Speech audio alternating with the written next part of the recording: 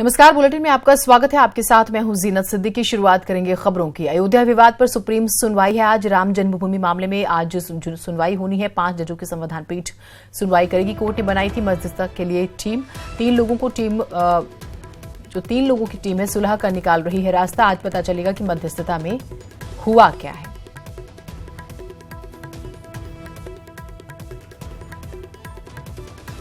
तो यूं तो मामला कोर्ट में है, लेकिन एक और जो महत्वपूर्ण है कि कोर्ट ने ही 3 लोगों की जो है टीम बनाई थी और ये संभावना जताई थी कि अगर मध्यस्थता हो सकती है तो कोशिश कीजिए।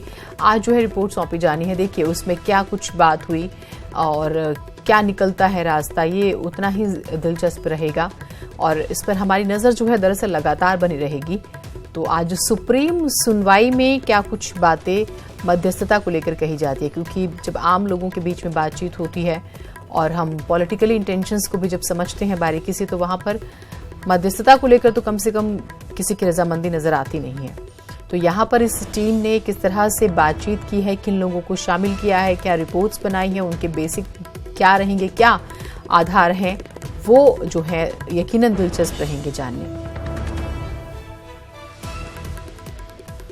अतीक के खिलाफ होगी सीबीआई जांच। यूपी गृह विभाग ने सीबीआई जांच के लिए पत्र भेज दिया। रियल एस्टेट कारोबारी मोहित जायसवाल के मामले में भेजा पत्र। जेल में गुंडागर्दी के मामले में जांच के लिए भेजा गया है पत्र। पिछले साल अतीक ने कारोबारी को जेल में बंद कर उसकी पिटाई की थी। सुप्रीम कोर्ट दे चुका है अतीक के खिलाफ सीबीआई जांच के आदेश। गुजरात की जेल में बंद है बाहुबली अतीक अहमद।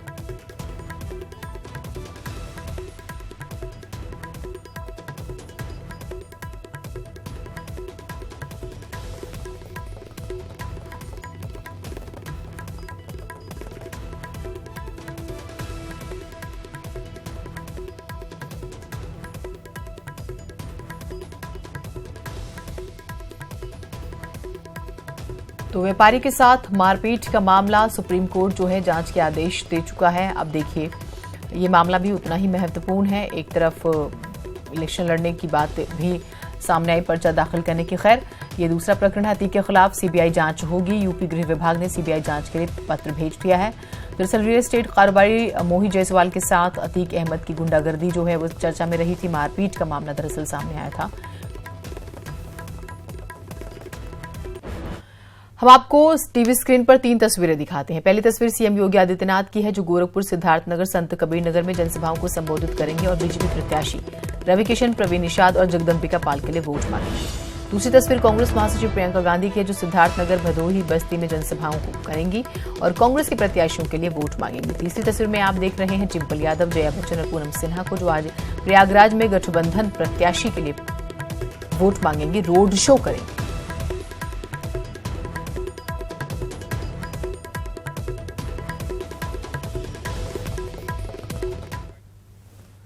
तो तमाम हमने आपको जानकारी दी। प्रियंका गांधी की भी जनसभाएं हैं। कांग्रेस महासचिव प्रियंका गांधी की जनसभा का भी हमने जिक्र किया और प्रयागराज में गठबंधन प्रत्याशियों के समर्थन में रोड शो होगा। डिम्पल यादव, जया बच्चन और पूनम सिन्हा जो हैं वो रोड शो करेंगी, जैसे कि हमने आपको पहले भी जानकारी दी। तो प्रयागराज की हम बात करें, 6ठे चरण के चुनाव प्रचार का आज अंतिम दिन है।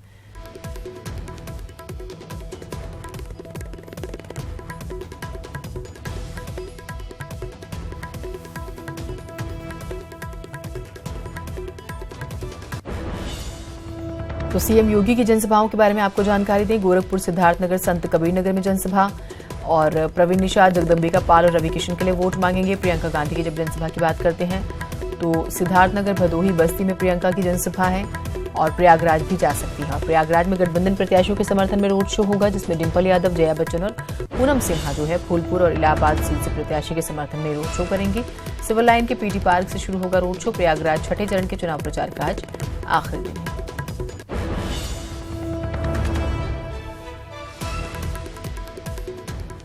इस बीच सुल्तानपुर से बड़ी खबर आ रही है। चाची के गढ़ में भतीजी ने दिखाया दम। प्रियंका के रोड शो में रोका गया चाची मेनका गांधी का काफिला। अमित शाह की जनसभा से लौट रही थी मेनका गांधी। काफिला रुकने पर मेनका गांधी ने नाराजगी जताई।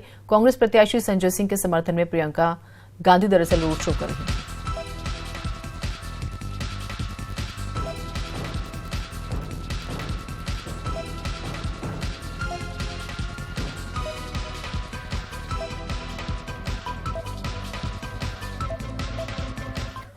प्रयागराज में कल बीजेपी की विजय संकल्प रैली को संबोधित करते हुए पीएम मोदी ने कहा कि न जात पर न नाम पर बटन दबेगा काम पर, कमल के निशान पर। उन्होंने आरोप लगाया कि कांग्रेस ने कभी देश की सुरक्षा नीतियों को गंभीरता से नहीं लिया और उसके शासन में भ्रष्टाचार शिष्टाचार बन गया।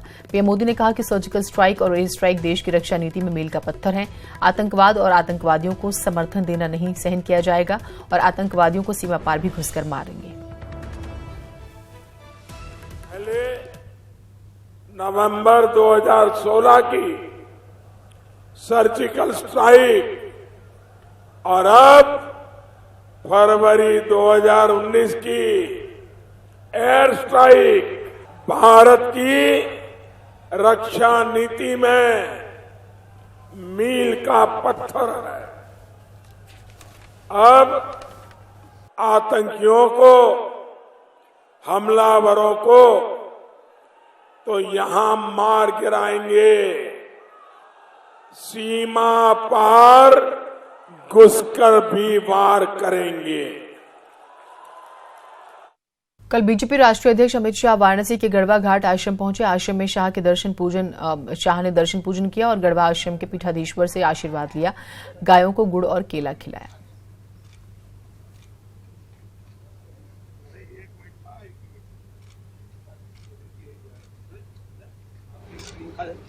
राष्ट्रीय अध्यक्ष अमित शाह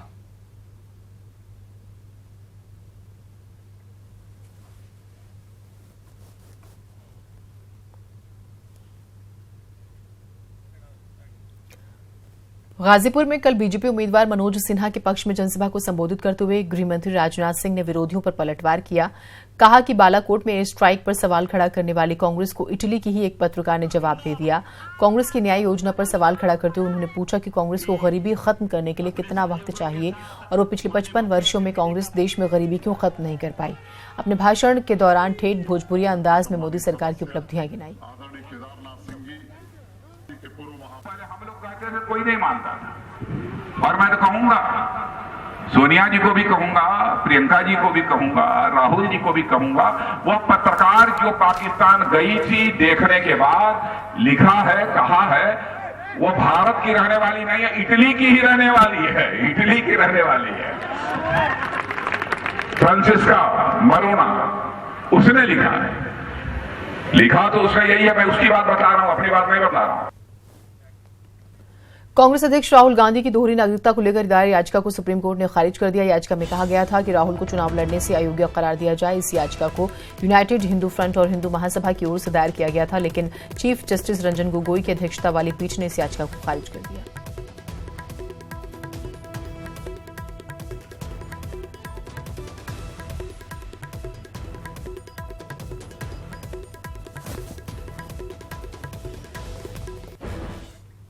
प्रधानमंत्री मोदी के खिलाफ वाराणसी से नामांकन दायर करने वाले बीएसएफ के बर्खास्त जवान तेज बहादुर यादव को सुप्रीम कोर्ट से भी झटका लगा है। सुप्रीम कोर्ट ने चुनाव आयोग की ओर से नामांकन रद्द करने के फैसले पर रोक लगाने से इनकार कर दिया। चुनाव आयोग ने तेज बहादुर यादव के नामांकन पर जरूरी दस्तावेजों को जमा नहीं करने की वजह से निरस्त कर दिया था। इसी फैसले के खिलाफ तेज बहादुर यादव सुप्रीम कोर्ट चले गए थे।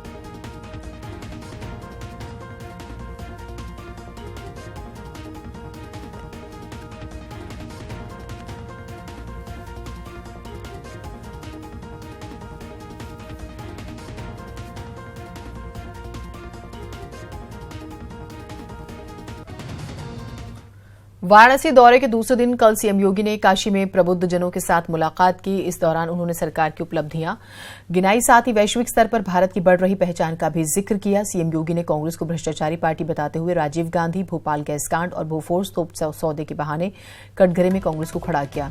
योगी ने प्रयागराज में जनसभा को संबोधित करते हुए दावा किया कि अब तक के रुझानों से ऐसा लग रहा है कि बीजेपी को प्रदेश में 80 में से 74 सीटें मिलेंगी। उन्होंने आरोप लगाया कि गाली देने में विपक्ष ने सभी मर्यादाएं तोड़ दी है।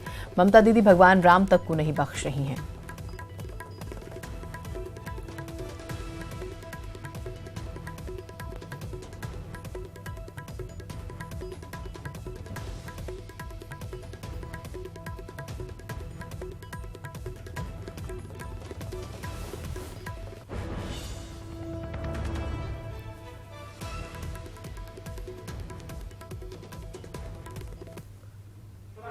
जिससे कांग्रेस की सरकारों ने खिलवाड़ किया था, और वो फोर्स का मुख्य दलाल क्वात्रोची, क्या ये सच नहीं? गांधी परिवार के घर में रह करके इस पूरे के पूरे मामले का मुख्य अभियुक्त वहां पे रह करके सारी की सारी दलाली को अंजाम दिया था। क्या ये परिवार इस बात को बोलेगा कि क्वात्रोची के साथ उनके कोई संबंध नहीं? इसीलिए देख रहा हूं कि अपनी हार के खींच को मिटाने के लिए विपक्ष ने सभी मर्यादाओं को भी तार तार कर दिया है। और किस हद तक तार तार कर दिया है? अरे गाली देनी हम लोगों को दे दीजिए, लेकिन पश्चिमी बंगाल में तो ममता बनर्जी भगवान राम तक को नहीं बकस रही है। 10 मई को क्रांति दिवस मेरठ में हर साल धूमधाम से मनाया जाता है। क्रांति दिवस के मौके पर हर साल मेरठ में ढेरों कार्यक्रम होते हैं, लेकिन इस बार चुनावी शोर में क्रांति दिवस की तैयारियां फीकी हैं। क्रांति दिवस पर मेरठ से हमारी खास रिपोर्ट। 10 मई यानी क्रांति दिवस, मेरठ और क्रांति का अद्भुत नाता है। 10 मई 1857 को क्रांति की जो ज्वाला मेरठ से फूटी थी, वो अंग्रेजों को भगाकर देश को आजाद करने का सबब बनी थी। क्रांति दिवस के मौके पर मेरठ में भव्य आयोजनों की परंपरा रही है। पिछले साल भी मंत्रियों का रेला लगा था, सांस्कृतिक कार्यक्रम हुए थे।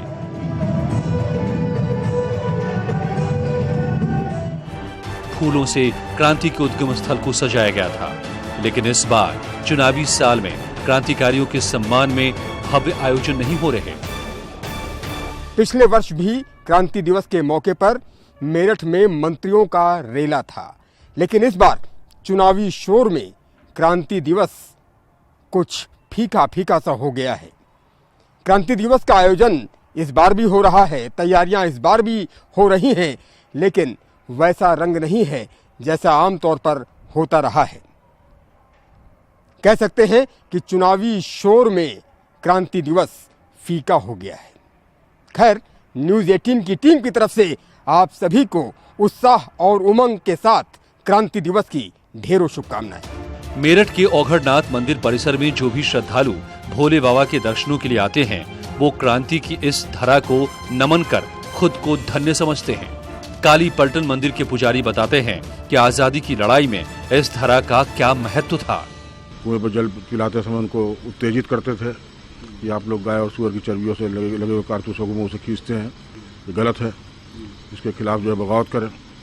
तो कहते सुनते कहते काफ़ी समय बाद जो है 10 मई सन 1857 को हमारे जो काली पलटन फौजी थे, उन्होंने बगावत करी और उन्होंने बगावत करके अंग्रेजों को मार भगाया यहाँ से। हम भी यही चाहेंगे कि क्रांति की इस धारा में हर बरस आजादी के मेले लगते रहने चाहिए, जिससे युवाओं को प्रेरणा मिल सके। न्यूज़ 18 की टीम की तरफ से आप सभी को उत्साह और उमंग के साथ क्रांति दिवस की ढेरों शुभकामनाएं। कैमरा पर्सन अभिषेक शर्मा के साथ उमेश श्रीवास्तव, न्यूज़ 18 मेरठ। प्रयागराज से बड़ी खबर आ रही है। चर्चित संत स्वामी आनंद गिरी को मिली जमानत। ऑस्ट्रेलिया के सिडनी शहर में हुए थे गिरफ्तार। विदेशी युवतियों से बदसलूकी के आरोप में गिरफ्तारी हुई थी। अखाड़ा परिषद के अध्यक्ष महेंद्र नरेंद्र गिरी ने दी जानकारी। साक्ष्य के अभाव में अदालत ने जमानत दे दी है। महेंद्र नरेंद्र गिरी के शिष्य हैं आनंद गिरी।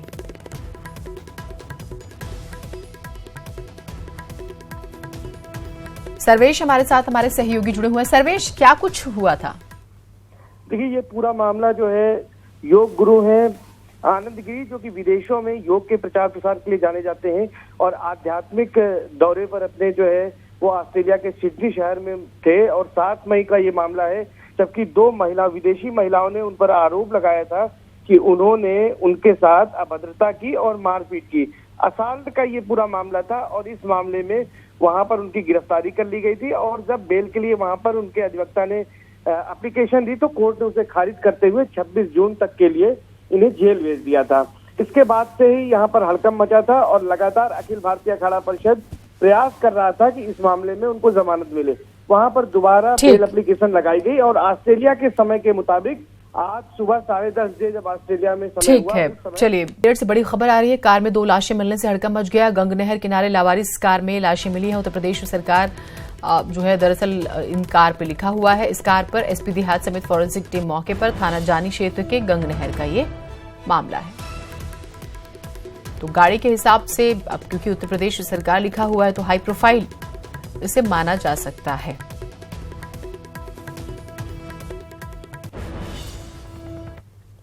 चलिए फिलहाल बुलेटिन में इतना ही, दीजिए इजाजत। नमस्कार।